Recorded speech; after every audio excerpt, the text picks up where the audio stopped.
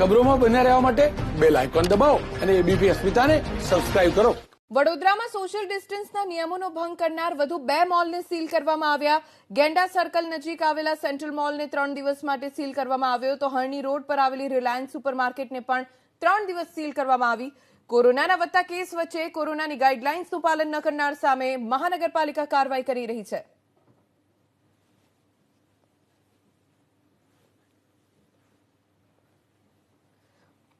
તો વડોદરામાં સોશિયલ ડિસ્ટન્સના નિયમોનો ભંગ કરનારા વધુ 2 મોલને સીલ કરવાની કામગીરી વડોદરા મહાનગરપાલિકાએ કરી છે, જેમાં ગેંડા સર્કલ નજીક સેન્ટ્રલ મોલનો સમાવેશ થાય છે. તો હરણી રોડ પર આવેલી રિલાયન્સ સુપરમાર્કેટને પણ 3 દિવસ માટે સીલ કરવામાં આવી છે. હવે 3 દિવસ સુધી સેન્ટ્રલ મોલ અને રિલાયન્સ માર્કેટ બંધ રહેશે.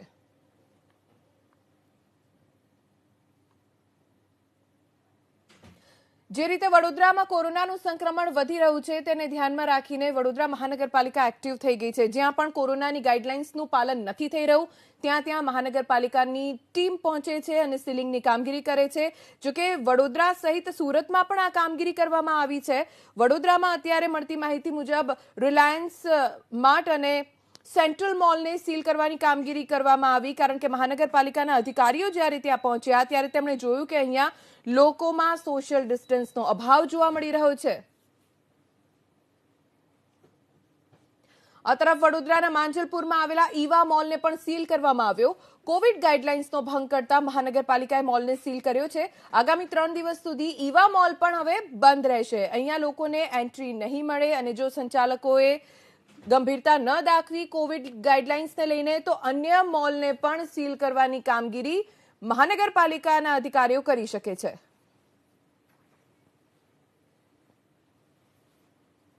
કોરોનાના નિયમોનો ભંગ કરનાર સામે વડોદરા મનપાએ લાલાક કરી. મહાનગરપાલિકાની ટીમે નિયમોનું ઉલ્લંઘન કરનારા સામે કડક કાર્યવાહી કરી છે. ફતેગંજ, કારેલીબાગ, સયાજીગંજ, આજવા રોડ વિસ્તારમાં આવેલી 10 જેટલી દુકાનોને સીલ કરવામાં આવી.